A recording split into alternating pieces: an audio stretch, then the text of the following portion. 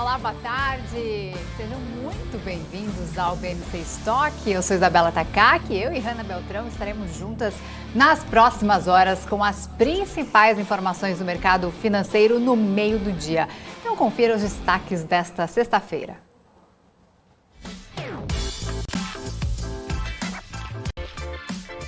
Desemprego cai para 11,6% em novembro, segundo dados divulgados hoje pelo IBGE.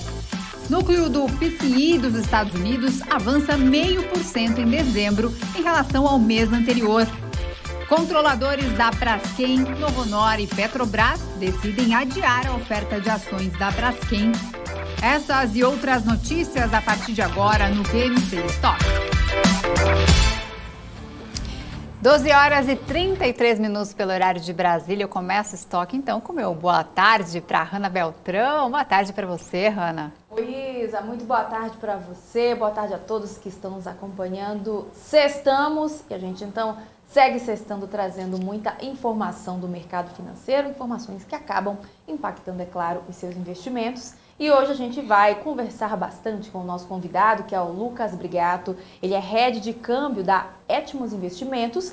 E também teremos aqueles gráficos que o Alex André sempre separa, trazendo análise sobre as principais informações que estão impactando a economia do Brasil e do mundo, né, Isa? Exatamente. Também teremos aqui a partir de hoje, nas segundas e quintas-feiras, o Roberto Dumas, que é economista internacional, para repercutir o cenário econômico mundial. Então, daqui a pouquinho também teremos Roberto Dumas. E agora a gente começa então com os números do mercado financeiro, porque o Bovespa está com uma tendência de queda neste momento após a abertura das bolsas americanas. No momento, o Bovespa cai 0,70%, operando a 111.822 pontos, sendo que abriu aí com 112 mil pontos, atingiu uma máxima de 112.968 mil pontos e caiu aí nessa sexta-feira. Vamos ver como é que vai se comportar até o final do fechamento. E agora a gente vai então mostrar as ações que estão influenciando essa queda. A Localweb com 6,18% de queda, NTCO com 5,65% de queda, Rail com 5,10% de queda, caindo também Magazine Luiza com quase 5% de queda, Gol também, as ações da Gol 4 com 4,54% de recuo. Agora, entre as ações que sobem hoje aqui no Ibovespa, temos Braskem com 7,53% de alta, JBS com 2,15%, Cielo com 1,86%, Petro 3 também subindo e Petro 4 também estão entre as maiores altas do dia. Agora vamos conferir então os números internacionais, Hanna. Vamos lá, sim, Isa. A gente já começa atualizando aqui para a gente recapitular como é que fecharam as bolsas lá na Ásia. Depois a gente vai também passando pelas bolsas da Europa e a gente vê também como é que estão as bolsas lá nos Estados Unidos.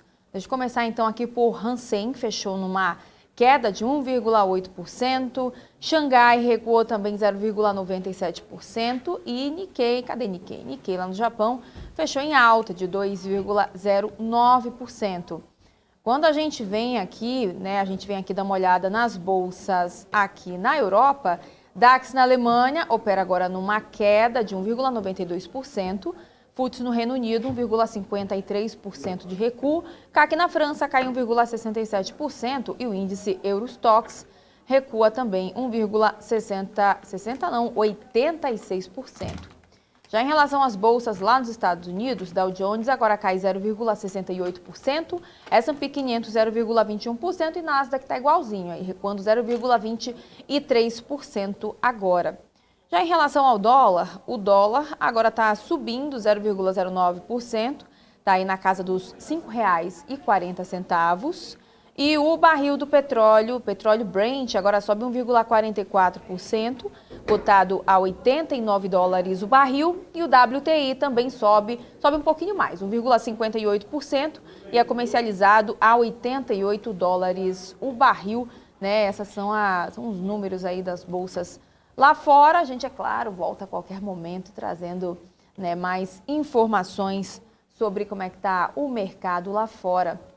Vamos chamar a Giovana, então? A gente consegue... Vamos lá, Giovana então. já está pronta? Isso, vamos lá chamar a Giovana, porque saiu, né, pela manhã o índice aí, o PCI dos Estados Unidos, o índice de preços, né, para gastos de consumo pessoal, que mede a evolução dos preços dos bens e serviços adquiridos pelos consumidores para fins de consumo, excluindo alimentos e energia. Esse é um índice muito importante para a direção da política monetária do Fed. E a Giovana já está conectada aqui com a gente, está de olho nesse assunto e tem mais informações. Muito boa tarde, Giovana.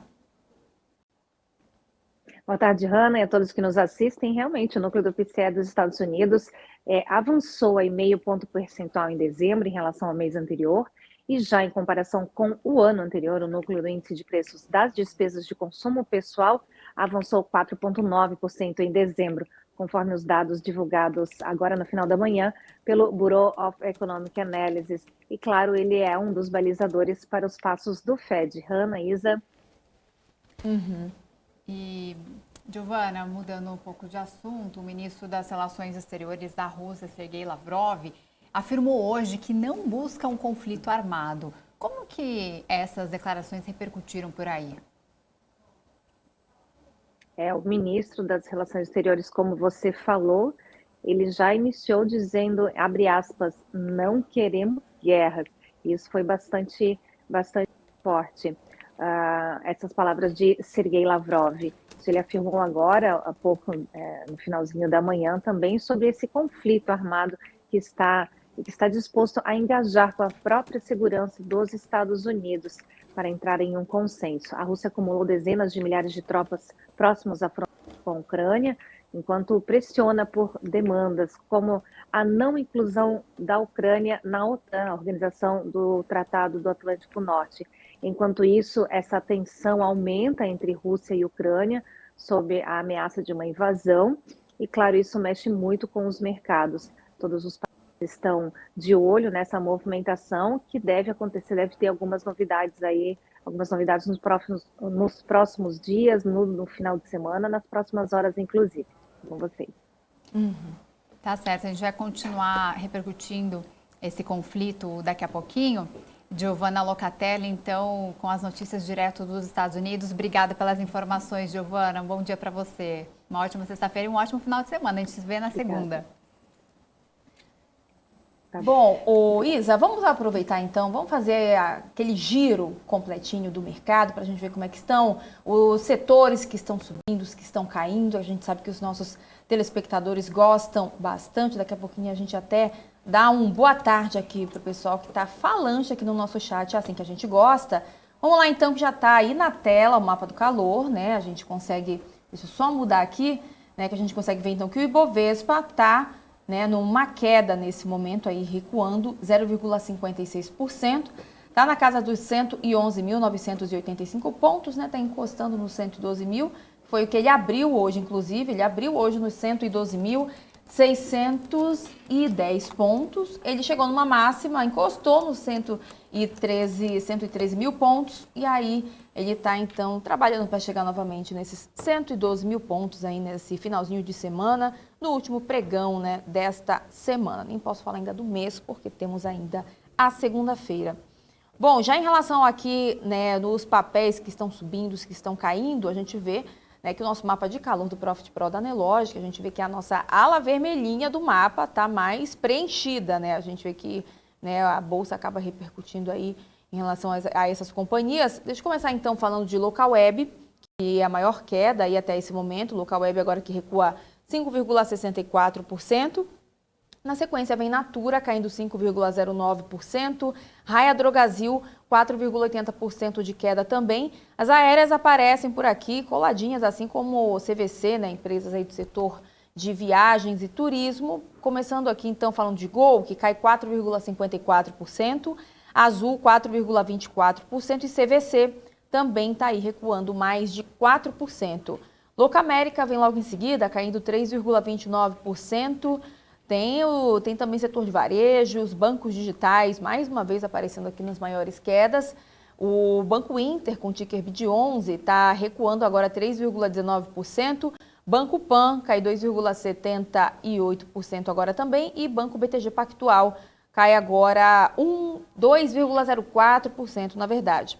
Falei do setor de varejo, tem Via aqui caindo 3,25%, Pets também agora cai, né? Deixa eu até separar aqui o bloco, porque tem muita empresa aqui do setor de varejo caindo, a gente já olha de uma vez, a gente já vê que está tudo no vermelho aqui. Magazine Luiza cai 4,43%, Amer 3,85%, depois tem também Arezzo recuando 3%, Grupo Soma 2,51%, C&A 1,27% e Lojas Renner também, né, seguem aí nas maiores quedas. Depois a gente vê que tem também Iguatemi, setor de shopping, caindo 2,60%. Tem construção aqui, uma coladinha na outra, tem MRV recuando 1,93%, Cyrela 1,61% de queda e Exetec, que agora cai 1,39%. Depois aparece Klabin, né, a papeleira aí recuou 1,58%, Sabesp 1,49% de queda. BRF do setor de frigoríficos está aí também recuando 2,12%. Vamos ver como é que está o setor, então, nesse momento, né? Geralmente, quando cai tudo junto aí do setor de frigoríficos aqui.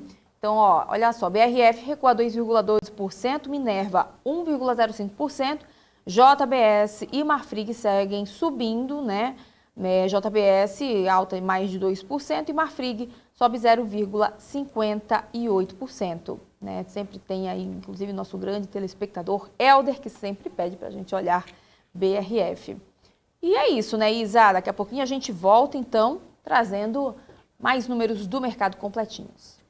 Exatamente, Hanna, porque agora a gente volta a falar de assuntos internacionais. Nós vamos continuar repercutindo o conflito entre Rússia e Ucrânia com o professor de Economia Internacional chinesa do INSPER, Roberto Dumas, que já está aqui com a gente. Olá, boa tarde, professor. Prazer falar com você. Obrigada por nos atender. Queria começar perguntando, né, o ministro das Relações Exteriores da Rússia disse em declaração que a Rússia não quer mais guerras, né? Eles não querem conflito. E isso, então, pode dar uma trégua ao conflito entre os dois lados, professor? Boa tarde, Isa. Olha, eu acho um pouco difícil. É óbvio que ele não vai falar, olha, eu quero uma guerra.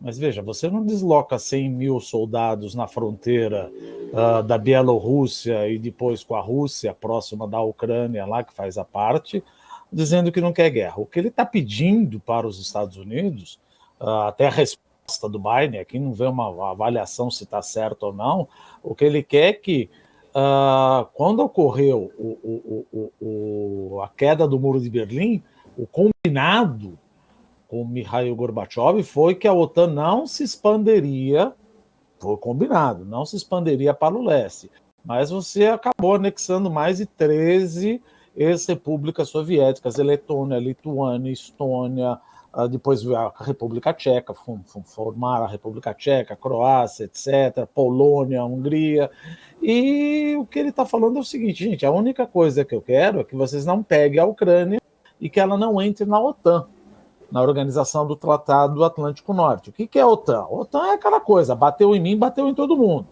Só que o fato da OTAN entrar na Ucrânia agora, ou melhor, a Ucrânia entrar na OTAN agora, não faz mais muito sentido, porque, de fato, a Ucrânia já faz parte da OTAN.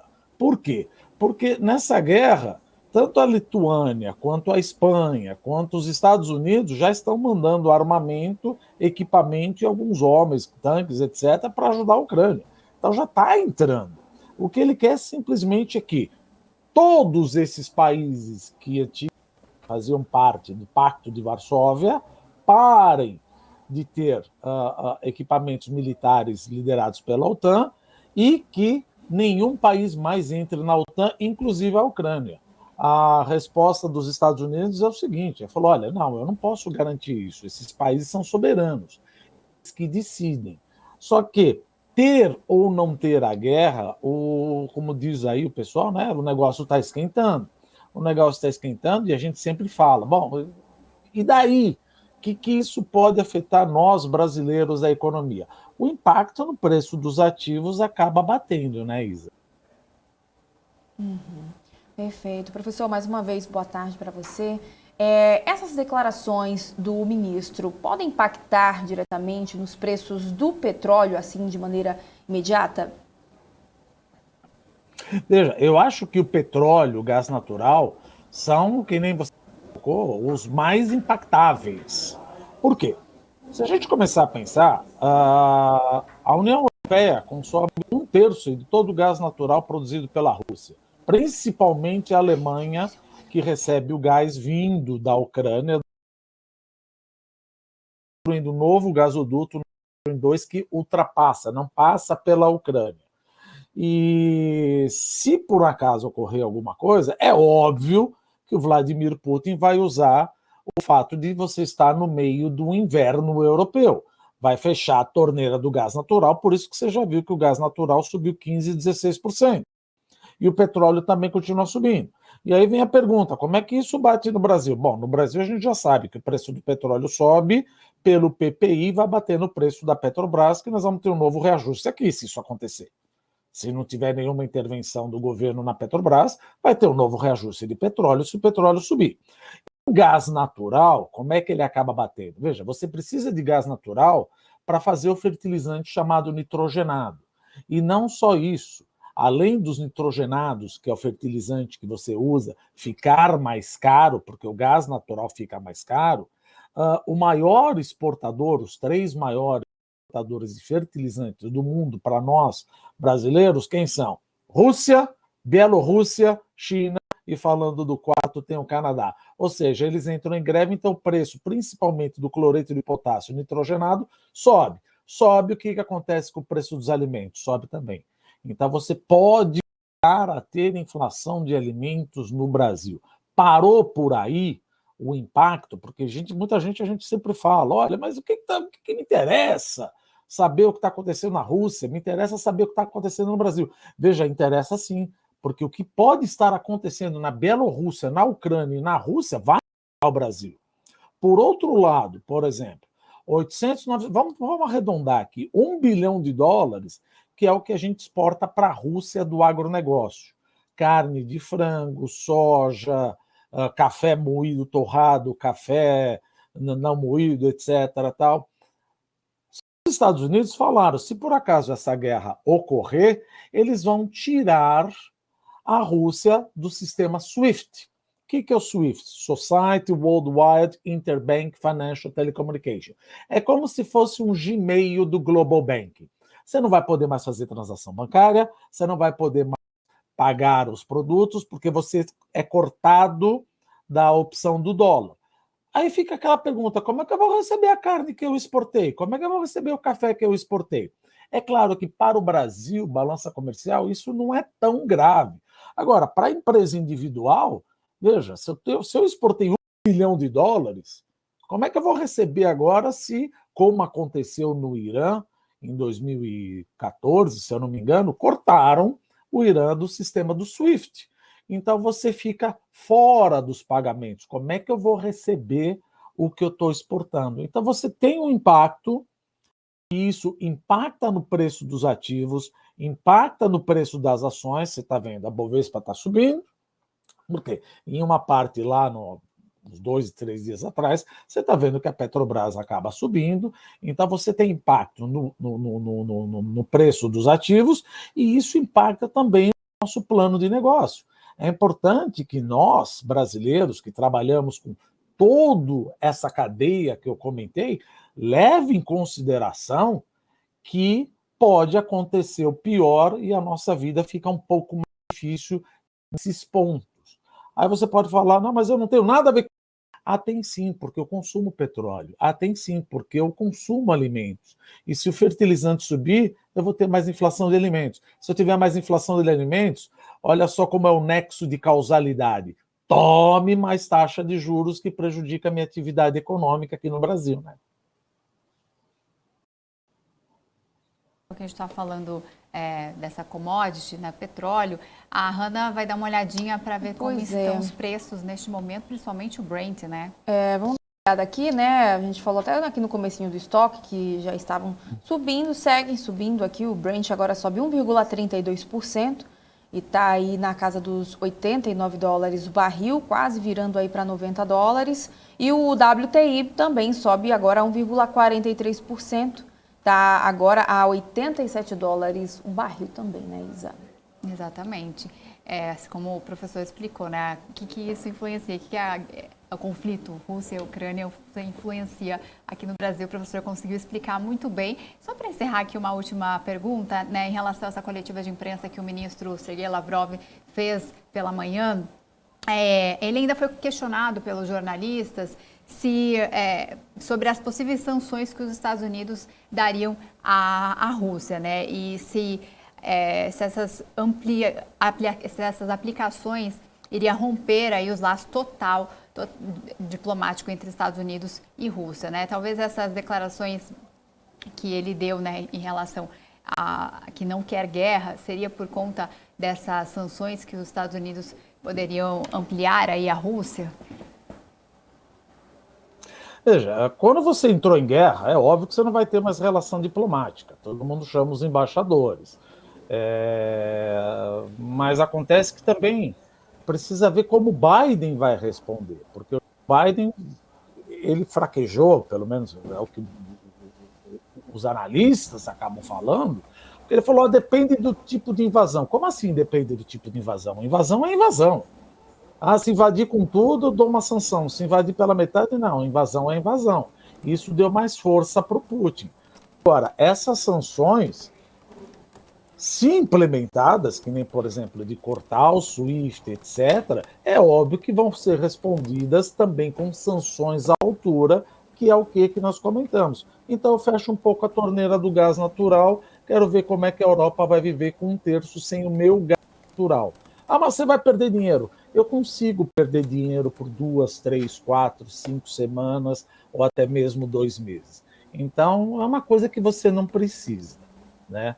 Mas por isso que acaba tendo impacto em tudo, por isso que a gente fala, nós brasileiros vamos ser impactados de uma forma ou de outra. E existe muito que eu sempre insisto. Puxa vida, mas é tão longe, como é que a Bielorrússia pode afetar o Brasil? Afeta sim. Tá certo, professor. Muito obrigada pelas explicações. Professor Roberto Dumas, que estará com a gente aqui pelo menos 2 vezes por semana, a partir de agora aqui no BBC Stock. Obrigada pelas explicações, obrigada pela participação. Uma ótima sexta-feira para você e um ótimo final de semana, professor. Obrigado, gente. Para vocês também. É um prazer. Até mais. Bom, do cenário internacional, agora a gente vai para o cenário doméstico com dados importantes de hoje. Vamos de economia, porque a taxa de desemprego no Brasil recuou para 11,6% no trimestre encerrado em novembro, mas a falta de trabalho ainda atinge 12,4 milhões de brasileiros, segundo o Instituto Brasileiro de Geografia e Estatística, o IBGE. Trata-se, então, da menor taxa de desemprego desde o trimestre encerrado em janeiro de 2020. Apesar aí da queda do desemprego, o rendimento real habitual caiu 4,5% frente, então, ao trimestre anterior para R$ 2.444, o menor rendimento da série histórica iniciada em 2012, Hanna. Pois é, Isa, e um outro dado agora, né? A Fundação Getúlio Vargas divulgou o IGPM de janeiro, que ficou em 1,82% após variar 0,87% no mês anterior. Com o resultado, o índice agora acumula uma alta de 16,91% em 12 meses. Em janeiro, né, do ano passado, o índice havia subido 2,58% e acumulava uma alta de 25,71% em 12 meses. O IPCA, o Índice de Preços ao Consumidor Amplo, produtor amplo, né, que possui peso de 60% na composição do IGPM, subiu 2,3% em janeiro, após uma alta de 0,95% em dezembro. As maiores pressões vieram dos bens finais, puxado aí pelos bens de investimentos e bens intermediários, puxados por materiais e componentes para a manufatura e matérias-primas brutas, além também de minério de ferro, soja em grãos e milho em grão.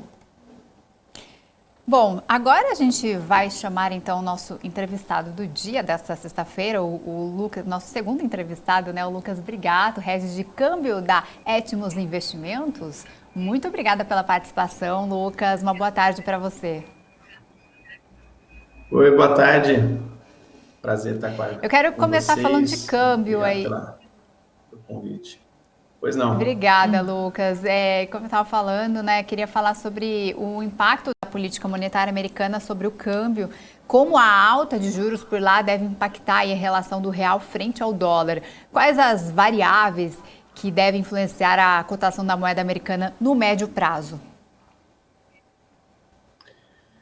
Ontem o Federal Reserve deu um tom mais hawkish, né, colocando dúvida até sobre a quantidade de aumentos que a gente vai ter esse ano, né? Falava-se em 4 aumentos, o mercado já estava até precificando isso, e de repente ele vem com uma expectativa de 5 até mesmo 7 aumentos aí ao longo de 2022. Então isso faz com que a intensidade do impacto disso seja um pouco maior para o nosso real, né? A gente vem num movimento contrário das bolsas lá fora, o que é estranho, porque se a gente tem um movimento de aumento de juros, isso acaba atraindo mais o investidor, mas ainda assim é muito provável que a gente tenha um repique de dólar aqui no curto e médio prazo, em virtude desse tom mais incisivo do aumento de juros por lá. E queria que você falasse um pouquinho, explicasse para a gente de que forma o processo de tapering, que é a retirada dos estímulos da economia americana, tem relação com a cotação do dólar. Por lá você tem duas situações que vão ajudar a economia a conter um pouco a inflação, né? O aumento de juros, que é bem conhecido nosso aqui, né? É a nossa ferramenta número 1 aqui na economia brasileira. Então lá, com inflação a 7%, eles devem seguir um caminho igual. E você tem também a compra de título público, que você reduz um pouco a liquidez, né? Então, diminui acesso a crédito, diminui acesso a recursos, você tem ali uma economia girando um pouco mais lento, justamente porque os dados que vieram recentemente mostraram uma economia muito, muito aquecida por lá. Então, você tem esse movimento.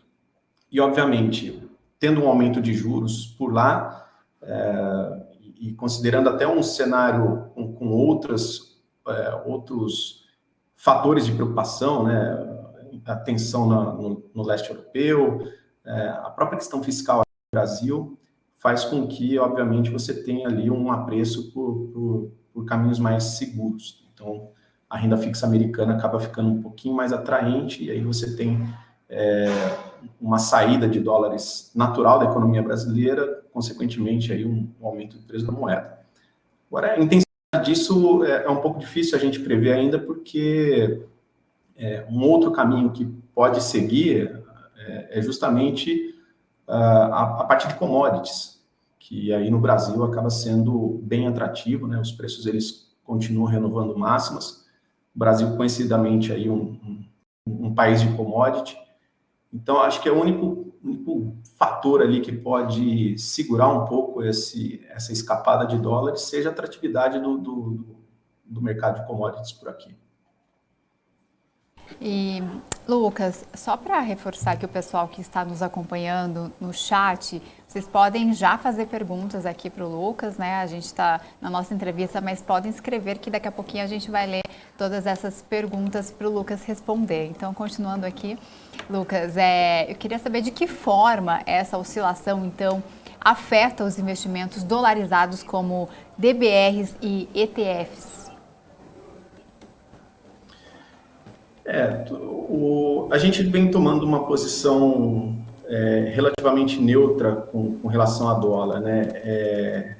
Acho que de todos os indicadores é o mais difícil de projetar, né? Porque ele fica refém de muitos fatores e acontecimentos pontuais acabam impactando e tirando todo o processo de projeção que existe, né? Se você tem uma projeção que ela ela é constantemente renovada, ela deixa de ser uma projeção segura.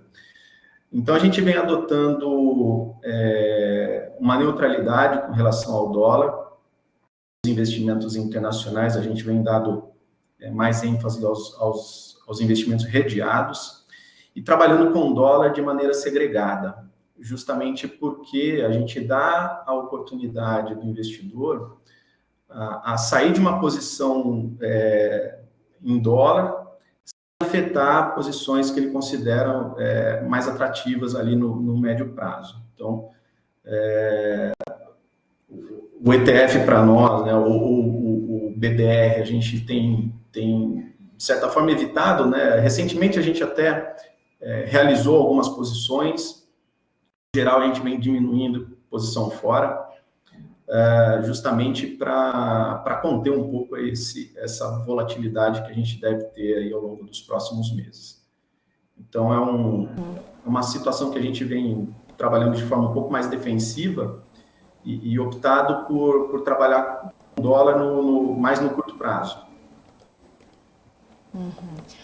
E uma outra questão, né, são as decisões do Copom na próxima semana, com a alta dos juros, né, na sua opinião, no Brasil, pode acabar influenciando o câmbio?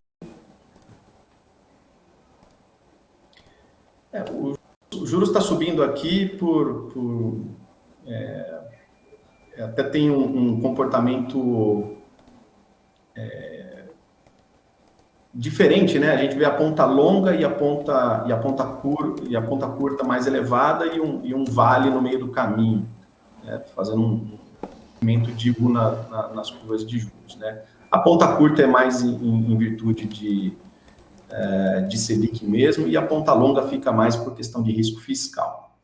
Acho que o governo tomou uma medida salutar com relação à PEC dos combustíveis, né? Isso ajuda fiscal no médio prazo, no médio e longo prazo, e deu uma arrefecida no DI, né?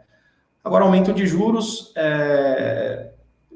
traz ainda um pouco de atratividade, né, para o investidor externo. Acredito que isso já esteja ocorrendo, né? Nós tivemos a entrada de 23 bilhões de reais aproximadamente na economia brasileira através do investimento.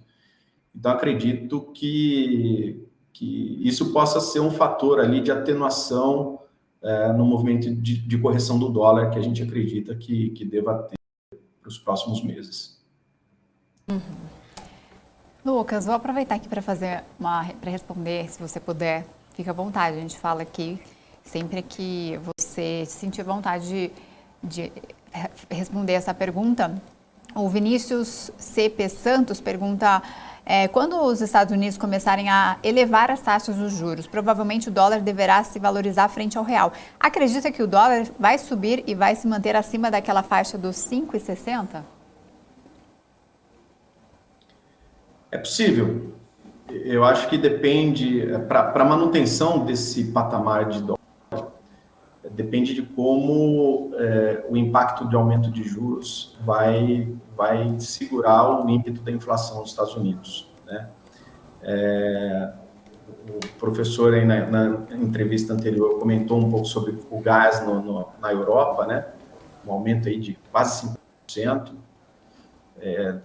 Os fatores que estão colocando a inflação em jogo deixaram de ser pontuais e estão um pouco mais sistemáticos, né? Um pouco mais sistêmicos. Então, depende muito do quanto efetivo vai ser esse movimento de alta de juros por lá, a manutenção de um dólar mais elevado aqui.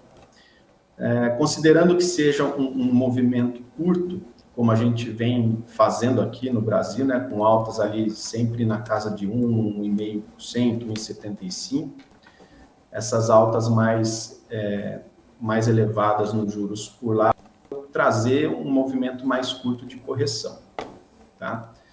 No médio prazo, é possível, sim, perceber uma manutenção de dólar a 5,60, mas vai depender um pouco de como a inflação vai se comportar para os próximos meses por lá. E em relação a questões de finanças comportamentais, como é que você enxerga esses estudos e a aplicação deles também no dia a dia do mercado? E esse movimento de alta é comum no início do ano? Tem alguma explicação comportamental para isso? E como é que as incertezas do mercado acabam impactando nas projeções e expectativas?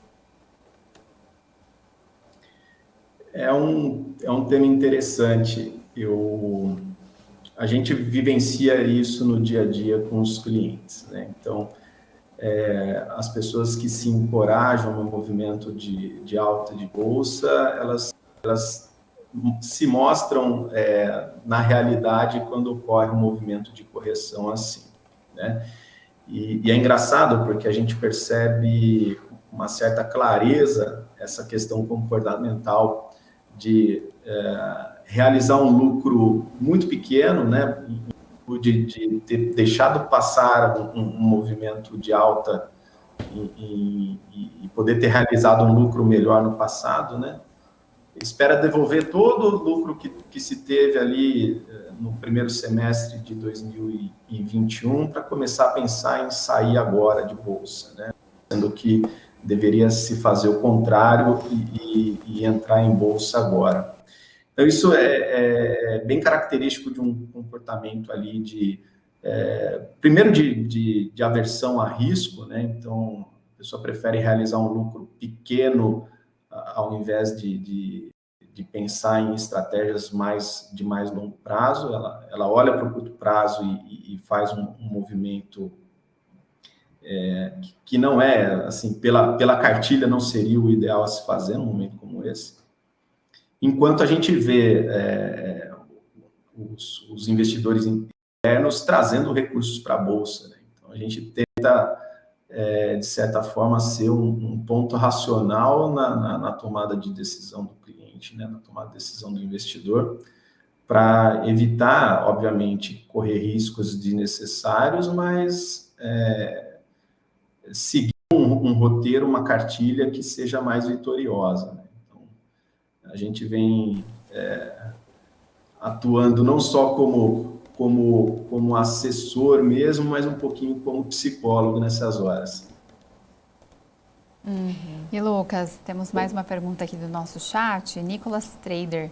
O fato de DMMO3 não estar devolvendo depois de mais de 100% de alta desde os 42 centavos até agora, isso significa que o papel está muito forte? Fundamentos mudou, agora só faltam os lucros. Ele pergunta e faz esse comentário. Acho que o setor de indústria, de maneira geral, depende de alguns fatores, principalmente mercado mão de obra e aquecimento, né? Porque é provedor de matéria-prima, é provedor de insumos e é provedor principalmente de, né? São coisas que a gente ainda vem demorando para obter. A gente ainda tem uma taxa de desemprego, apesar de reduzindo aos poucos, mas ela ainda está bem elevada.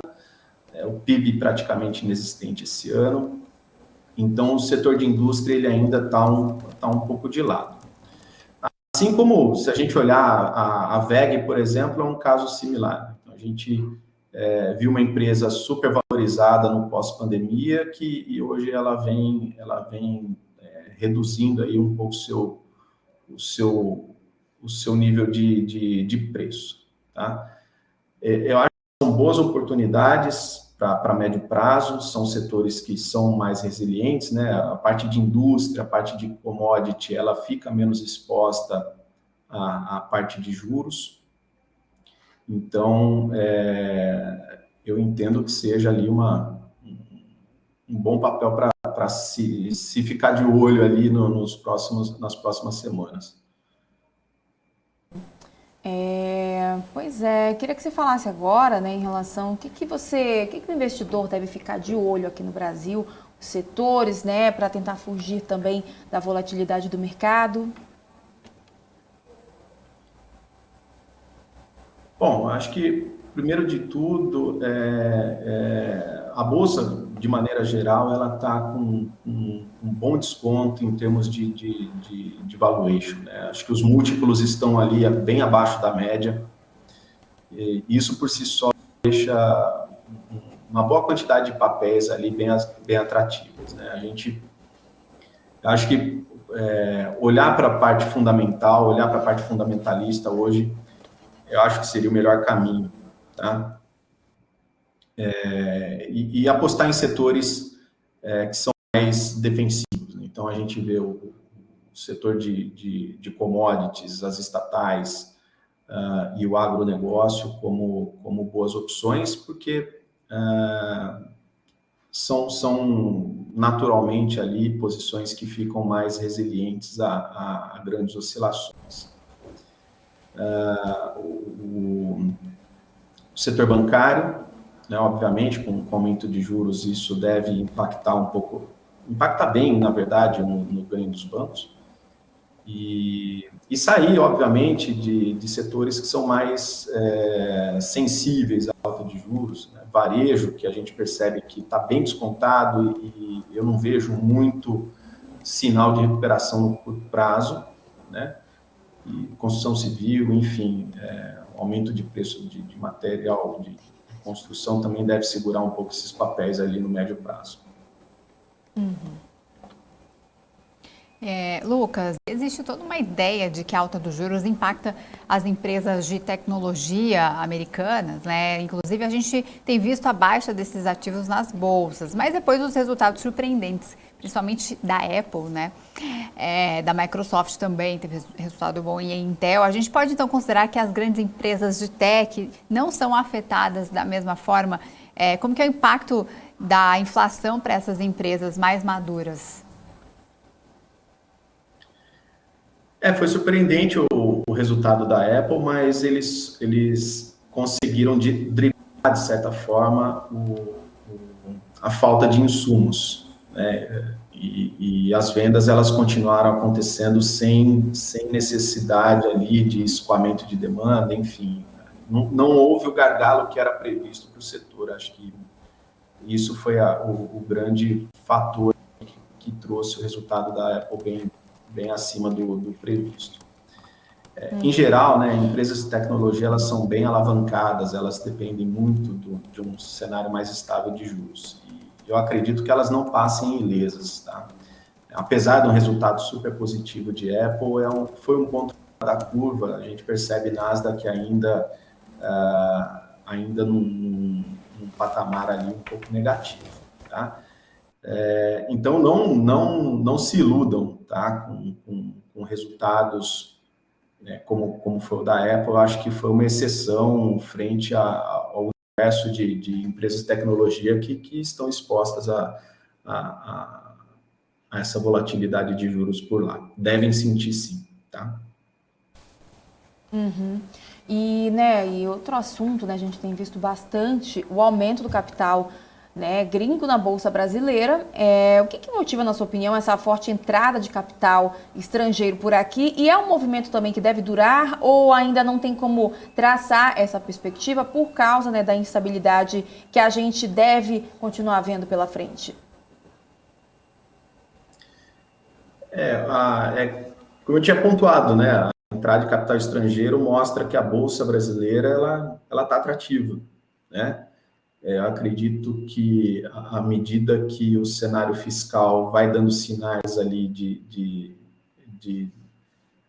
uma certa resiliência, deixa o risco país um pouco mais controlado, e aí você tem uma certa segurança, né? Quando você fala Brasil em termos mundiais, a gente sabe que a nossa posição ela é bem depreciada, né? Então, o nosso rating, né, a nossa propaganda, ela está muito mal feita lá fora, então ainda assim é um papel de risco para o investidor externo.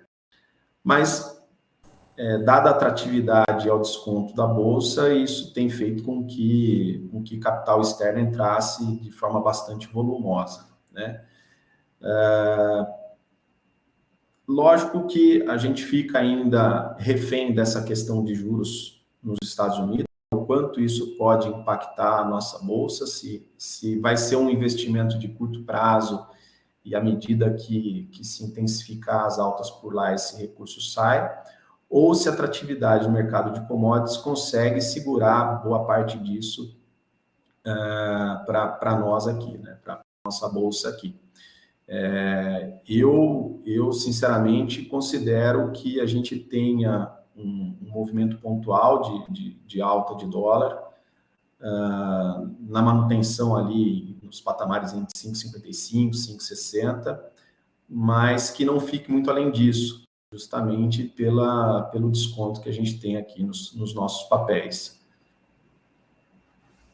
Lucas, para encerrar, queria que você fizesse as considerações finais, né? O que você recomenda, o que você diria aí ao nosso investidor nesse ano de 2022? Bom, não tenho medo do Brasil, esse eu acho que é o primeiro ponto. O investidor fica assustado nessas épocas, ano de eleição e tudo mais. Acho que essa nuvem negra que acompanha a economia brasileira sempre teve e vai matando. É bom que não mata ninguém de tédio, né? Só que as oportunidades elas vão começar a ser mais seletivas. Eu acredito que ao longo do ano a gente vai ter boas oportunidades de entrada em bolsa, mas que isso vai ficar muito pautado em segmentos, como eu falei, mais resilientes, setores mais fortes, menos alavancados, e papéis ali um pouco mais conservadores. Tá? Eu acho que é um bom caminho para 2022. Vamos ficar atento, obviamente, ao mercado nacional, o quão vai ser intenso as movimentações por lá, porque, evidentemente, com um dólar, se a gente tiver um dólar mais depreciado, né, casa de 5,20, 5,30, né, se romper esse patamar de 5,35, abre oportunidades para a gente entrar em operações dolarizadas, né, chega num nível de dólar bem atrativo para a nossa entrada, mas por hora é stand-by com o mercado internacional até a gente sentir melhor como vai ser por lá. Tá? Esse é o recado que eu deixo aqui para os investidores. Tá certo, muito obrigada pelas explicações, Lucas Brigato, que é head de câmbio da Etmos Investimentos. Obrigada pela sua participação, Lucas. Bom final de semana para você. Eu que agradeço o convite. Igualmente, um abraço. Um abraço, Lucas. Bom, agora a gente vai num girozinho de notícias por aqui, porque a Petrobras confirmou hoje em comunicado o adiamento da oferta pública de distribuição secundária de ações da Braskem, juntamente com a Novonor, ex-Odebrecht, diante de níveis de demanda e preço não apropriados para a conclusão da transação. Você vai ver agora os detalhes na reportagem.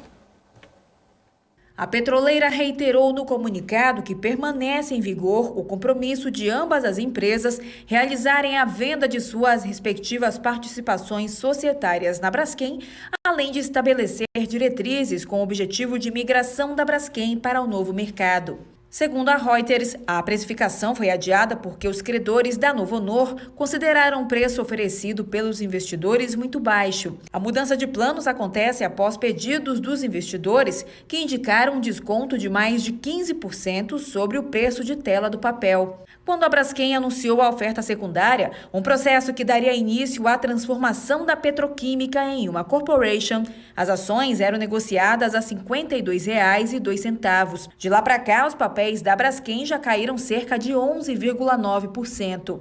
As duas acionistas também ratificaram o interesse em retomar a oferta no futuro, em um momento mais favorável e com menos volatilidade, destacando a permanência dos termos de compromisso para a venda de suas participações na Braskem e de viabilizar a migração da empresa para o novo mercado da B3.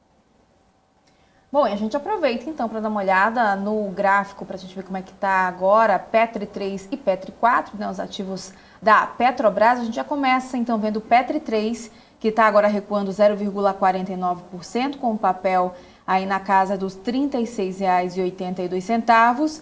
Petri 4 também segue caindo, agora 0,65% de queda, está aí na casa dos R$ 33,66. Em relação a Braskem, né, deixa eu só ampliar aqui para a gente ver bem bonitinho, colocar aqui no dia A gente vê que Braskem está aí, é a alta do dia, né? Inclusive, após essa notícia aí, a gente vê então que Braskem está com uma alta acima dos 10%, 10,32% no momento, e é cotada aí a R$ 51,31, Isa.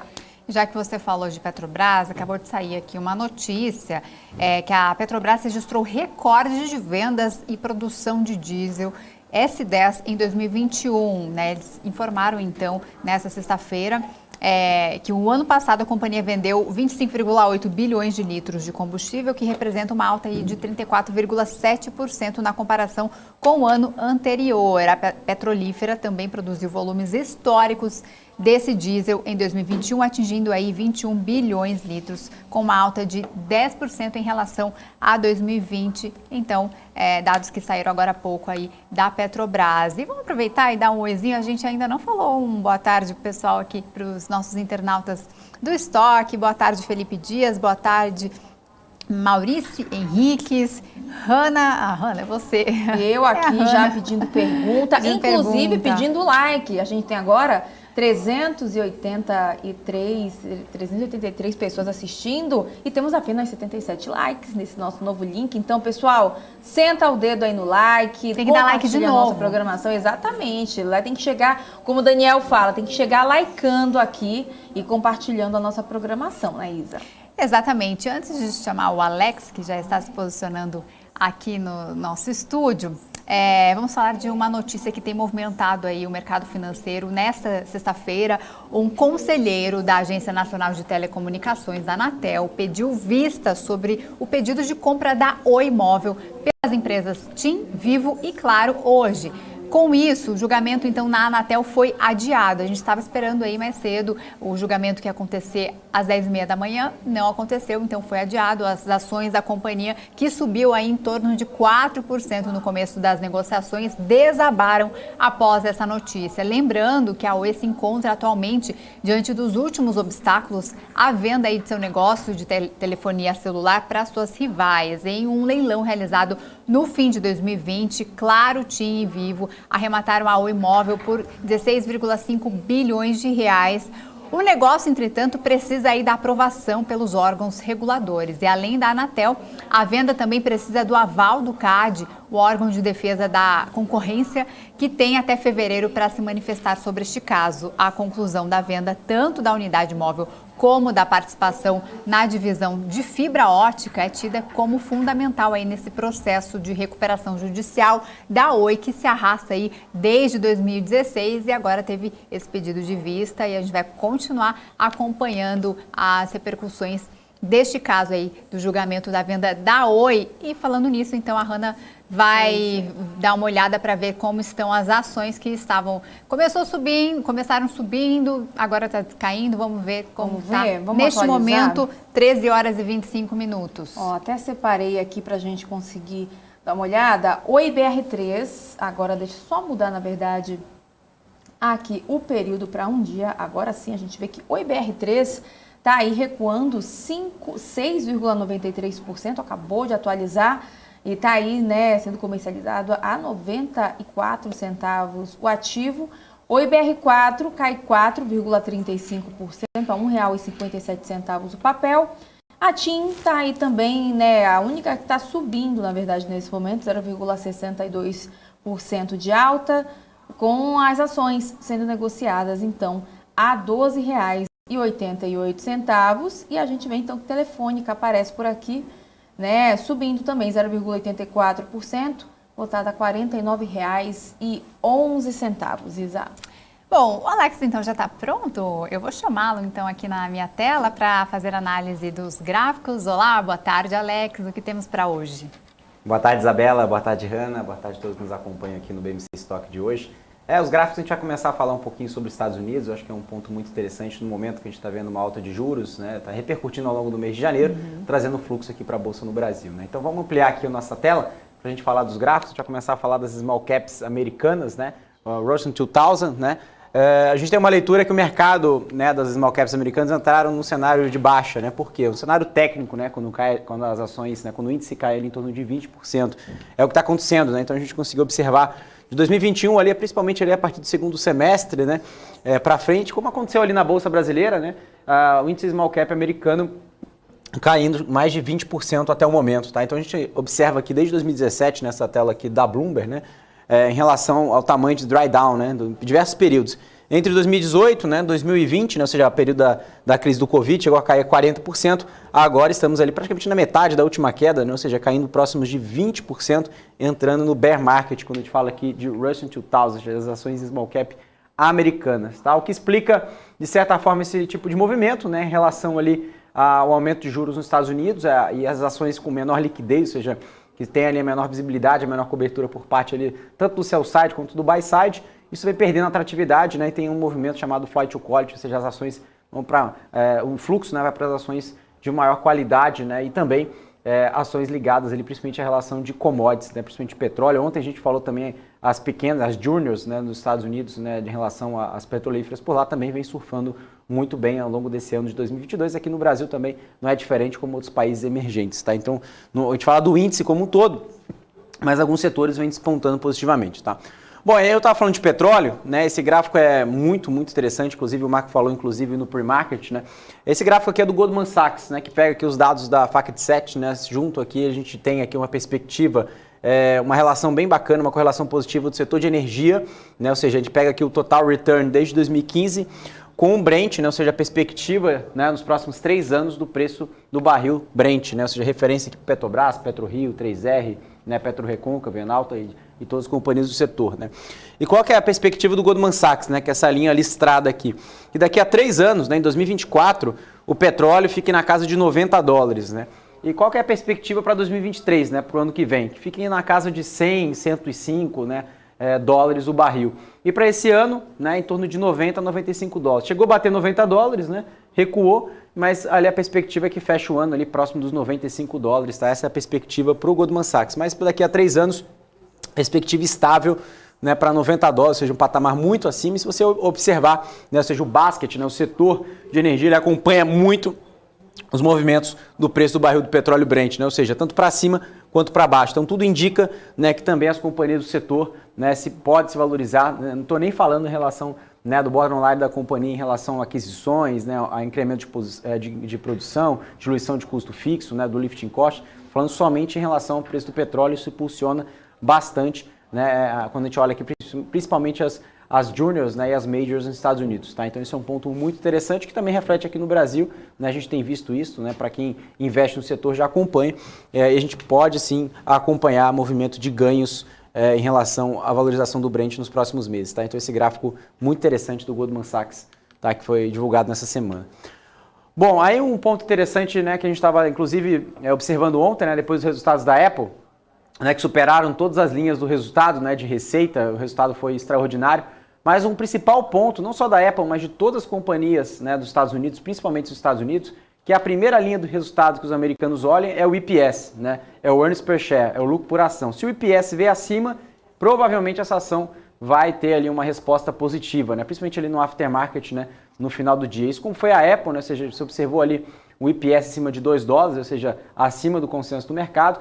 E isso a gente vai observar esse conceito de EPS, né, principalmente em relação aos setores do S&P 500, né, ou seja, quando a gente olha aqui tanto na visão, né, top-down, né, e o consenso do bottom-up, né, ou seja, se a gente olhar aqui o consenso, né, do bottom-up, ou seja, do mercado como um todo, né, a gente consegue observar um crescimento de industrials de 34%, né, ou seja, o Goldman Sachs espera um crescimento um pouco menor de 32%, está falando aqui em torno de $17, né, de EPS, de lucro por ação no setor de industrials. Quando a gente observa aqui em relação ao setor de financials, né, a gente tem um crescimento, ou seja, uma queda de 10%, crescimento negativo, e também o bottom-up também girando em torno de 11%. Tá? Olhando aqui os principais setores, tecnologia, o Goldman Sachs espera aqui um crescimento de 10%, tá? Ou seja, na ordem ali de $50. Tá? Quando a gente olha aqui, a gente tem diversos setores, né, entre utilities, né, financials, healthcare, materials, né?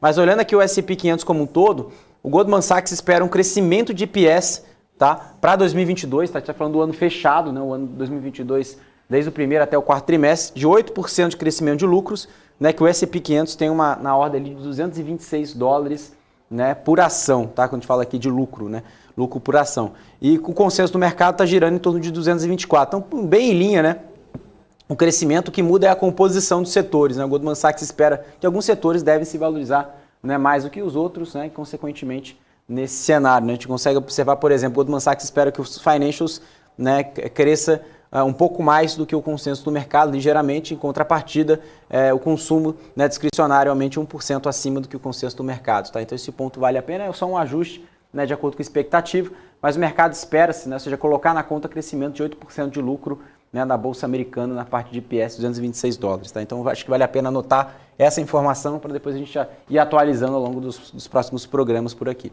Bom, acho que esse gráfico é interessante, inclusive o próprio Rui das Neves, né, comentou um dia que eu estava falando aqui no BMC Stock, né, falou, fala das recompras de ações, né, que está puxando as bolsas americanas, e realmente esse ponto é muito interessante, tá, Rui? Todo mundo que nos acompanha aqui. Né, esse gráfico a gente tem desde os anos 2000 até o fechamento de 2021, né? A gente está falando aqui de buyback, né, recompra de ações, desde ali do final do ano de 2021, nós tivemos ali mais de 1.234 bilhões de dólares de recompra, ou seja, muito acima dos últimos anos, ou seja, recompra forte, né? Ou seja, a gente conseguiu observar, esse foi um dos principais movimentos, né? Ou seja, a parte corporativa, ou seja, as empresas recomprando suas ações, que impulsionaram bastante, né, o movimento das ações americanas do ano passado. Não só, né, do top 10 ali do S&P 500, mas as principais ações, né, compõem um índice também fora, né, dessa lista. Tá? Então isso também tem impulsionado bastante. Aqui no Brasil a gente tem visto, né, esse movimento ficando acelerado cada vez mais à medida que os papéis fiquem muito descontados, e para uma geração de valor para o acionista, né, no médio e longo prazo as companhias vêm aprovando, né, e fazendo, né, inclusive essas recompras de ações, e tem divulgado também, né, que tem recomprado de fato essas ações. Tá? Então esse movimento tem até respingado aqui no Brasil também positivamente para o mercado de ações. Tá? Bom, aí a gente tem esse gráfico que é interessante. Vou trazer dois gráficos, né? O primeiro gráfico que a gente vai falar aqui agora é uma relação, né, ou seja, de margem líquida né, do S&P 500. Né? Então a gente tem aqui três setores praticamente, né, os três índices, né, praticamente. A gente tem o S&P 500, né, ou seja, a gente espera que a margem do S&P 500 que feche no positivo, essa expectativa do Goldman Sachs, tá, para o final de 22. Aí quando a gente tem o S&P 500 tirando as empresas de tecnologia, também espera-se um crescimento de margem. Né? E quando a gente olha aqui já a questão das empresas de tecnologia, ou seja, a gente consegue observar a margem muito maior, né, ou seja, praticamente, se a gente pegar aqui a margem do S&P, né, dá praticamente ali 2 vezes, né, um pouco mais de 2 vezes a margem do S&P, que é a margem do setor de tecnologia. Né. Embora que espera uma queda, né, mas o pico deve bater em torno de 25%, deve fechar o ano em torno de 22% a 23% de margem. Tá? Esse é um ponto interessante. A gente olha, aí a gente começa a olhar as empresas com uma alta margem, né, uma margem maior, e empresas com baixa margem. Né, e também, né, as empresas de alto crescimento. Né. E o que é interessante nessa métrica, né, de EV Sales, né, a gente começa a ter essas duas linhas, né, ou seja, essa linha mais clara, as empresas de grande crescimento, né, com grande margem, e aqui embaixo, nessa linha mais cinza, mais escura, as empresas com alto crescimento e baixa margem. Né. A gente faz essa comparação de EV Sales, né, que é muito utilizada, né, esse múltiplo, né, Enterprise Value, né, dividido por vendas. A gente está vendo que a avaliação relativa, né, entre os dois está girando entre 8 vezes EV Sales para empresas de alta margem, para baixa margem, né, empresas de uma margem menor, em torno ali de 6 vezes, tá, EV Sales. Tá? Ou seja, que a gente consegue olhar aqui praticamente, né, que as empresas que têm maior margem, né, elas têm performado, né, inclusive se a gente voltar aqui nesse gráfico, são as empresas de tecnologia com maior margem. Né? Ou seja, a gente coloca aqui as empresas, né, principalmente ali quando a gente exclui os financials, né, colocando aqui materials, né, consumo discricionário, enfim, outros setores que estão nessa linha aqui logo abaixo, né, ou seja, a gente está trazendo aqui um basket grande, né, ou seja, de empresas com uma margem menor que está girando em torno de 6 vezes EV Sales. Tá? Então isso também tem, inclusive, diminuído o desconto, né, ambos estavam em 12 vezes e caíram agora entre 8 e 6 vezes depois dessa correção da Bolsa Americana. Tá? Bom, aí a gente começa a olhar em relação à revisão de lucro, inclusive eu estava falando de EPS lá atrás, e esse gráfico ele colabora bastante sobre isso. Nos preocupe muito, né, com essas várias linhas aqui, né? Acho que a gente tem que olhar só a tendência, né? Ou seja, qual que é essa tendência? Ou seja, 2021 estava vendo um crescimento de lucro, agora para 22, né? Ou seja, um decréscimo, né, de revisão de lucro. Ou seja, os analistas precificando o lucro menor do que estava sendo colocado na conta no ano passado. Ou seja, entrando nesse ano um pouco menos otimistas. Isso que a gente vê principalmente no mercado americano, tá, no resto do mundo. Inclusive na Europa também, né? Ou seja, qual que é a principal pauta? Né? Ou seja, inflação, né, ou seja, retirada de estímulo e também aumento de juros. Né? As três pautas que tem colocado ali, tanto um downgrade em relação a earnings. Né? Bom, aí nós temos esse gráfico que é interessante, que a gente começa já a falar em relação a crescimento, né, de vendas, né, ou seja, em relação aos principais setores, né, do Russian, né, 3,000, ou seja, as 3.000 empresas, né, compõem ali um índice small cap americano. A gente consegue observar, né, ou seja, essa banda aqui, ou seja, esse range aqui em relação de crescimento, né, ou seja, nós temos aqui em torno, né, de 5 a 10%, né, das companhias, né, estão aí em torno ali de 30% de crescimento de vendas, né.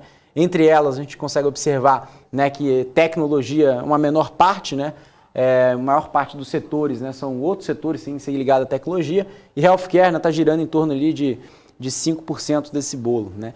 E quando a gente tem aqui um crescimento, né, em torno de 30%, né, nós temos aqui que somente 4% das companhias, ou seja, quando a gente pega esse número de 3.000 empresas, né, em torno de 4% desse número, está com um crescimento ali em torno de 30%, né? Ou seja, 59% dessas companhias são empresas de tecnologia e empresas de healthcare, quase 60% desse número. Então, a gente destaca muito mais esse número aqui do que essa barra aqui, né? Por quê? Porque a maior parte aqui são outros setores, né? Ou seja, são setores mais, né, misturados, de certa forma, ou seja, não é predominante tecnologia e healthcare. E a gente tem aqui somente uma banda maior de crescimento de vendas, né, indo ali para tecnologia e healthcare, né? Então, ou seja, a maior parte das companhias crescendo 5 a 10%, né, de vendas para 2023, tá? Essa expectativa já para o ano que vem. Bom, aí eu trouxe esse gráfico aqui interessante que foi utilizado pelo Roberto Campos Neto na apresentação do Banco Central, né, junto com o Santander. Eu tenho esses diversos gráficos aqui que a gente coloca, né, índice de atividade, né, dos países emergentes. Então, acho que não dá para olhar muito bem aqui, mas a gente tem Chile, Colômbia, Argentina, Peru, Brasil e México, né?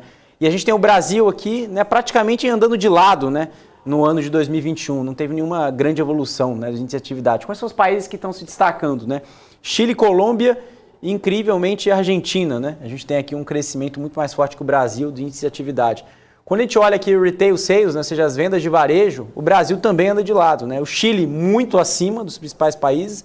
Aí tem Chile, Colômbia e África do Sul. Aí depois tem o Brasil, embaixo do Brasil, o México. Tá? Em relação à perspectiva de GDP, né, ou seja, de PIB, nós temos aqui, né, para 2022, né, Brasil crescendo quase zero, né, expectativa para 2022, o maior crescimento Malásia, depois temos China e Colômbia, aí temos Argentina, Chile, México e Rússia, e o Brasil com o menor crescimento entre esses emergentes, tá, de acordo com essa pesquisa, e em 2021, né, o Brasil só não perdeu para a Rússia e para a Malásia, tá, em relação ao crescimento, mas o Chile cresceu mais do que a própria China, né? Então a gente viu ali o Chile crescendo 10% do PIB, Colômbia crescendo entre 9% e 8%, aí temos a China crescendo em torno ali de 7% a 8%, né? Aí México, aí África do Sul e Brasil, tá? Então é um ponto bem interessante, o Brasil ficando ali quase na lanterninha, ali em terceiro lugar, né? Olhando ali da lanterna, né, para trás.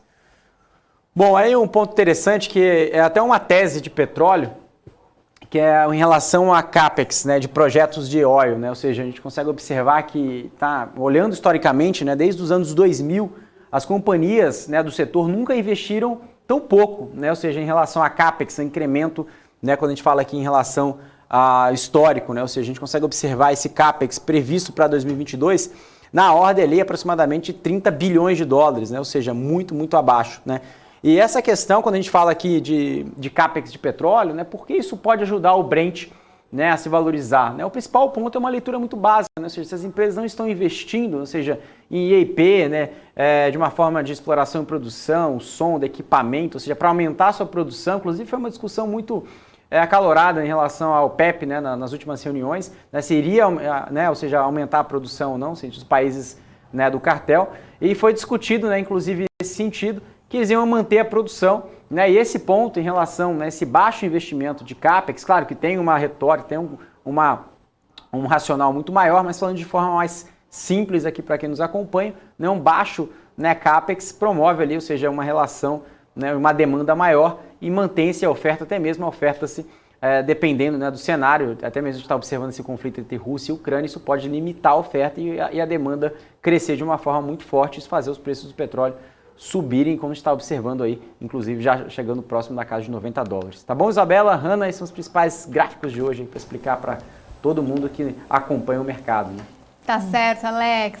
O Alex volta então na segunda-feira. Obrigada, Alex. Sextou, né? Sextou agora para Agora sim. você, né? Agora sim, daqui a pouco é a nossa vez. Um bom fim de semana para você, Alex. Bom final de semana, Isabela, Hanna. Um abraço. Tchau, tchau. Abraço, até segunda-feira. Bom, e a gente continua com um giro de notícias aqui, uma notícia que está dando que falar aí no cenário do mercado financeiro nessa sexta-feira, porque o maior fundo imobiliário do país em número de cotistas, o Max Renda, foi bastante impactado aí após a Comissão de Valores Imobiliários se manifestar ontem sobre a recente discussão em torno da distribuição de dividendos. Além de reforçar o posicionamento, a autarquia avisou que o parecer pode se estender aí a outros fundos também em situação semelhante à do Max Renda. Por maioria de votos, o colegiado da CVM entendeu no final do ano passado que um fundo imobiliário não pode distribuir mais dividendos do que o lucro acumulado pela carteira. O posicionamento foi divulgado na última terça-feira e causou polêmica entre os investidores. E agora, essa notícia de que outros fundos imobiliários também terão essa divisão. E a Hanna Beltrão vai mostrar para a gente, então, alguns fundos imobiliários do gráfico. Isso, vamos dar uma olhada no gráfico, né, que eu até separei aqui para a gente dar uma olhada, um assunto, né, que rendeu bastante, a gente até recebeu, né, Isa? A gente até conversou com o Guilherme Carter, que é, inclusive, apresentador aqui do Radar FIS, né, ele respondeu bastante perguntas aí no nosso chat, falou bastante em relação a esse assunto. A gente olha, então, aqui, né, esse fundo, né, com o ticker aí MXRF 11, e a gente vê então que está recuando aí, segue caindo agora 2,10%, tá aí na casa dos R$ 9,31, e a gente vê, né, então uma oscilação bastante aqui, vem caindo esse fundo também, né, acaba impactando aí diretamente essa área aí de fundos imobiliários, né, Isa? Exatamente. Respondendo, então, a pergunta do... Aqui, o Márcio Boldrin, aqui no nosso chat, tinha perguntado exatamente isso. Boa tarde, pessoal. Já saiu alguma novidade de CVM sobre os FIIs? Então, tá aí respondida a sua pergunta e a atualização dessa situação que o marketing, o Felipe Nascimento, vai repercutir mais daqui a pouquinho no marketing. Bom, vamos continuar com o nosso noticiário do mercado financeiro, porque nós vamos falar agora, nós temos uma reportagem sobre a empresa Neoenergia, que deu início aí às operações de 15 parques eólicos no complexo Chafariz, na Paraíba. O projeto opera com 135 turbinas ativas, o suficiente para suprir o consumo de energia de 1 milhão de pessoas por ano, se tornando o maior empreendimento eólico da companhia em operação no país. Então veja os detalhes na reportagem.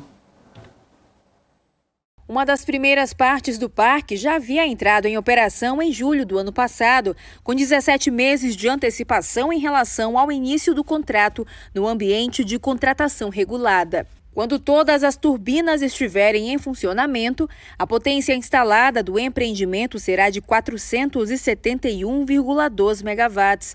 Atualmente, o projeto é o maior da companhia em relação à energia eólica em operação no Brasil e com capacidade de dobrar a geração dessa fonte no portfólio da empresa no país. As obras começaram em 2019 e criaram cerca de 1.500 empregos. No comunicado, a Neoenergia afirmou que em 2022 irão multiplicar a carteira de ativos eólicos, chegando a 1,6 gigawatts, atingindo 90% da capacidade instalada em energia renovável, com Chafariz em destaque no processo. O complexo Chafariz tem 61% da energia alocada para mercado regulado, suprido pelas distribuidoras. Os outros 39% vão ser comercializados no ambiente de contratação livre, no qual os consumidores escolhem os fornecedores de energia. A Neoenergia atua no Brasil nos segmentos de distribuição, comercialização e transmissão de geração de energia. O portfólio do grupo conta com 4 gigawatts em geração, sendo 3,5 gigawatts de energia renovável. A gente aproveita, inclusive, para dar uma olhada também nos papéis dessa companhia do setor de energia, que nesse momento, né, os papéis estão subindo 1,37%. E aí estão cotados a R$ 16,27. E a gente aproveita também para olhar O setor como um todo, né, que a gente vê que, né, a maior parte das empresas tá aqui subindo, né? CESP 6 segue subindo 3,22%, Light 1,28%, falei agora há pouco, sobe 1,37%. Depois Alupar, 1,13% de alta também. Engie 3, 1,03% de ganhos. Elet 6, 1% agora de alta, né? Redondo. CPLE está subindo 0,71% e ENBR3 também está aí com alta de 0,47%. Já em relação às quedas no setor, tem Eneva caindo 3,11%, CEMIG 0,61% de queda, AES Brasil 0,43% de recuo, CPFE 3 cai também 0,25% e Taesa aqui no cantinho está aí também com uma queda de 0,08%. Exato. Bom, agora a gente fala da Marco Polo, que informou ao mercado nesta sexta-feira que a Westwood diminuiu sua participação na empresa para menos de 5% do total de ações. De acordo com o comunicado, ocorreu a venda de 2.435.000 ações preferenciais da companhia por parte da Westwood, passando aí de 30.736.761 papéis da Marco Polo para 28.301.261 ações, que representam 4,675% do total de ativos da companhia, Hanna. Pois é, e mais agora informações, agora passando pelo setor de papel e celulose, a Irani comunicou nesta manhã a paralisação de 2 máquinas de papel para manutenção programada da cadeira, né, de HPB e também do turbo gerador, que são responsáveis pela geração de vapor e de aproximadamente 27,1% da energia consumida pela companhia. A suspensão das atividades na máquina de papel vai aí do dia 7 ao dia 12 de fevereiro e também das 2 máquinas, né? Da primeira vai nesse período de 7 a 12 de fevereiro e da máquina de número 5 será do dia 7 ao dia 17 do mesmo mês.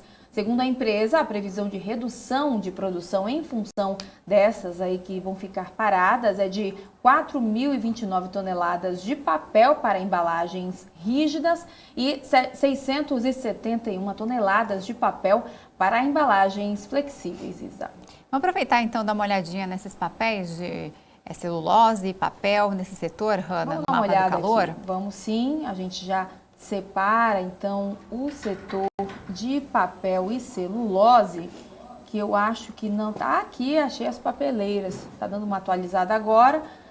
Agora sim, Klabin a gente vê então que está recuando 1,90%, né? Irani, né, com ticker RANI 3, 1,59% também de queda. Klabin e Suzano, né, o outro ticker da Klabin 3, KLBN 3, sobe aí 0,35% e Suzano também, que sumiu aqui, mas está no cantinho da tela.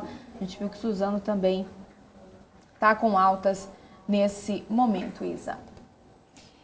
E vamos dar uma olhadinha no mapa do calor também para ver como opera o índice neste momento, Hanna? Vamos ver como é que está o geral, né, Isa, para o pessoal que está nos acompanhando conseguir ter um panorama completo do mercado nesse momento. Vou até tomar uma água rapidinho aqui. Vamos lá então, que o Bovespa agora segue caindo, agora 0,63%, está na casa dos 111.906 pontos. Ele abriu, só para a gente lembrar, nos 112.610 pontos, chegou numa máxima também de 112.968 pontos, chegou a perder também esses 112 mil pontos aí no comecinho do pregão, ficou nos 111.779 pontos e agora ele está batalhando mais uma vez para chegar nesses 112 mil pontos, quem sabe aí fechar essa semana, fechar o pregão dessa sexta-feira aí nesses 112 mil pontos. Já em relação ao nosso mapa de calor, deixa eu ampliar aqui para a gente ver bem bonitinho, né? O cenário quando começou o estoque era outro e agora a gente vê que, né, o setor de varejo está aí entre as maiores quedas. Magazine Luiza agora cai 4,85%. Depois a Mer3 vem na sequência, recuando 3,79%. Deixa eu ver mais empresas aqui do setor também. Tem Pets agora também recuando um pouquinho, e depois aparece também já Alpargatas com queda de 3,74%, Natura 3,35% de queda. As aéreas permanecem também aqui nas quedas, a Azul agora cai 3,26% e Gol queda acima também dos 3%, assim como o CVC, que acaba misturando aí com o setor, né, em relação a turismo. O CVC agora está recuando 2,31%. Embraer também, a montadora de aeronaves, cai 2,59%. Na sequência tem Locamérica caindo 2,21%. Tem setor de construção aqui também, seguem se mantendo nas quedas. MRV agora cai 1,94%. Tem também Cyrela caindo nesse momento. E depois aparecem também os bancos digitais. Banco BTG Pactual agora recua 2,59%. Banco Inter também segue nas maiores quedas de hoje. E eu não posso esquecer de Localweb, que no comecinho, né, do estoque hoje estava liderando as maiores quedas, segue caindo ainda, não está liderando, né, agora nesse momento, mas segue agora caindo 2,14%. Quando a gente falou aqui da companhia, estava com queda acima dos 4% já. Depois tem aqui também Ambev, caindo 2,99%, Melios 3% agora de queda, VEG também está aí caindo 2,62%, depois aparece aqui, antes da gente falar das maiores altas, tem as empresas do setor de petróleo, siderurgia e mineração, frigoríficos também estão por aqui. Então vou começar falando então de Usiminas, que está agora caindo 1,60%, CSN 1,45% de queda. Aí eu já vou direto aqui para as empresas do setor de petróleo. Petri 4 agora recua 1,21%, Petri 3 1,03% de queda. E aí a gente vem aqui para o setor dos frigoríficos, ó, BRF cai 1,71% e Minerva 0,95% de recuo nesse momento. A Vale também está por aqui, caindo agora 0,83%. E no mais, isso, tem também empresas do setor de seguros também aparecendo por aqui. E aí a gente vai então já para o outro lado da tela, que são as maiores altas. A gente falou de Braskem agora há pouco. Braskem segue aí liderando, subindo agora 9,18%. Depois aparece Cielo com alta de 4,65%. O Grupo Fleury está aí subindo 0,66%, assim como o Redditor, que sobe 1,27%. Tem empresas aqui, né, que eu falei agora há pouco do setor frigorífico caindo, mas JBS está aqui, subindo 2,07%. Depois, em relação a seguros, tem Sul América, subindo 0,22%. Positivo está com alta de 1,12%. E Dux está aqui, setor de educação, figurando nas maiores altas, aí subindo 1,02%. Bancões também estão aqui nas maiores altas. Tem Banco Bradesco subindo agora também 2,4%. E muitas empresas, né? Assim, já que você está falando de banco, como que está o Itaú aqui? Porque eles acabaram de divulgar que esperam uma alta aí de 1,50 ponto percentual na Selic em fevereiro e uma redução para 1 ponto no mês de março. Como que estão os papéis do Itaú? O Itaú agora, Isa, está subindo 0,74%. Está aí entre as maiores altas também, né? Assim como Itaúsa também, que segue subindo, e Banco do Brasil, que também está aqui com uma leve alta de 0,12%, mas está aqui nas maiores altas. Vamos dar uma olhada aqui. Nós temos também o fechamento das bolsas da Europa, né? As principais bolsas europeias. Frankfurt fechou com queda, e a maioria em queda, com 1,31% de queda. Na Alemanha, o Frankfurt. Em Londres, com 1,09% de queda também. Em Paris, 0,82%. Madrid fechou com 1,07% de recuo também. Stocks cai 0,98% de queda. Então, todas as bolsas, as principais bolsas europeias fecharam hoje em queda, aí influenciadas também pelas bolsas dos Estados Unidos, pelo pessimismo do consumidor e pelo PIB alemão também. Os impactos de dados econômicos chegaram aí a acertar uma queda de 2%, avaliando também essa crise na Ucrânia, que influencia não só no Brasil, aqui como o professor Dumas falou mais cedo aqui no estoque, mas também influenciando as bolsas lá na Europa. O pior indicador veio da Alemanha em meio à pandemia e nessa nova onda aí da Omicron. O PIB alemão diminuiu 0,7% na comparação do quarto para o terceiro trimestre de 2021, então amargando ainda mais a bolsa, que quase chegou aos 2% de queda, porém fechou aí a 1,31% em Frankfurt, depois desses dados aí do PIB, dessa prévia do PIB da Alemanha. E temos também o fechamento do Brent, o barril do petróleo, do tipo Brent, com contrato para março deste ano, fechou essa sexta-feira em alta de 1,93%, cotado a $91,06 o barril. Segundo os dados preliminares, a commodity voltou a subir aí após um dia de forte queda, alcançando então novamente a sua máxima de 7 anos acima dos $90 o barril. Os preços do petróleo avançam então para o sexto ganho semanal em meio às preocupações com a oferta causada pelas tensões geopolíticas entre Rússia e Ucrânia, que foi falado aqui mais cedo. O professor Dumas explicou exatamente aí sobre essas tensões que estão acontecendo entre Rússia e Ucrânia, como que impactam aqui no mercado financeiro, na economia como um todo, não só no Brasil, mas no mundo e na Europa, e como a gente viu agora há pouco com as bolsas. Tanto o Brent quanto o WTI estão a caminho aí do que seria o mais longo período de ganhos semanais desde outubro. Então, este é o fechamento do Brent, que voltou a subir e alcançou os $91, Hanna. Pois é, Isa. Então, essas são as principais notícias aí que a gente trouxe aqui no nosso mercado financeiro. E aí a gente vai, então, encaminhando para o finalzinho do nosso estoque, Exatamente. Hanna Beltrão, então eu já me despeço de você, porque a gente chega ao fim do programa desta semana. Na segunda-feira tem mais. E a minha companheira de bancada, Hanna Beltrão, eu cestei já, Você volta para o business? Olha, hoje a gente não volta mais para o business, mas aguardem, porque semana que vem a gente tem muita empresa aí para a gente conhecer um pouco mais. Então, fiquem de olho aqui na nossa programação, que semana que vem tem muita empresa bacana chegando no business. É isso aí. Obrigada pela participação, pela companhia durante essa semana com a gente aqui no Estoque. Obrigada, Hanna. Até semana que vem.